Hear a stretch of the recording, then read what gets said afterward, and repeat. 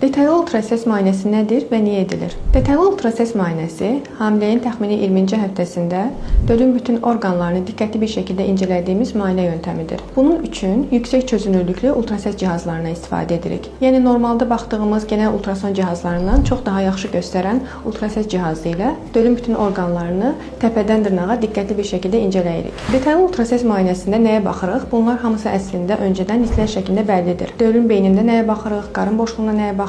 Ürəyində nəyə baxırıq? Həmçinin bunları diqqətli bir şəkildə incələyirik. Bunlar hamısı normaldırmı, deyilmi? Bu barədə pasiyentimizə məlumat veririk. Detallı ultrasəs müayinəsi üçün idealı 20-ci hamiləlik həftəsidir. 24-cü hamiləlik həftəsini keçməməlidir. Çünki uşaq böyüdüyü üçün istədiyimiz pozisiyalar verməsi çətinləşir. Eləcə də 18-ci, 19-cu hamiləlik həftəsindən öncə uşaq istədiyimiz qədər böyümədiyi üçün baxılmır. Detallı ultrasəs müayinəsi incə, piy qatı qalın olmayan, eləcə də daha öncə keçirilmiş əməliyyatlar olmayan pasiyentlərdə əgər uşaq da yaxşı pozisiya verərsə, təxmini 30 dəqiqə ərzində bitir. Amma həmişə istədiyimiz kimi olmur. Uşağın pozisiyasından asılı olaraq müayinə müddəti dəyişə bilər. Məsələn, uşaq üz gəlişidirsə, biz bu zaman uşağın onurğasını çox yaxşı şəkildə dəyərləndirə bilərik, amma ürəyini və üzünü yaxşı bir şəkildə dəyərləndirə bilmərik. Eləcə də uşaq əgər sırtı üstə yatıbsa, biz bu zaman onun ürəyini və üzünü dəyərləndirə bilərik, amma onurğasını yaxşı bir şəkildə dəyərləndirə bilmirik. Bunun üçün uşaq pozisiyasını dəyişdirməlidir və bu müəyyən qədər vaxt ala bilər. Buna görə də hamilələrimizi tövsiyəmiz odur ki, müayinəyə gəlməmişdən öncə bunu nəzərə alaraq gəlsinlər.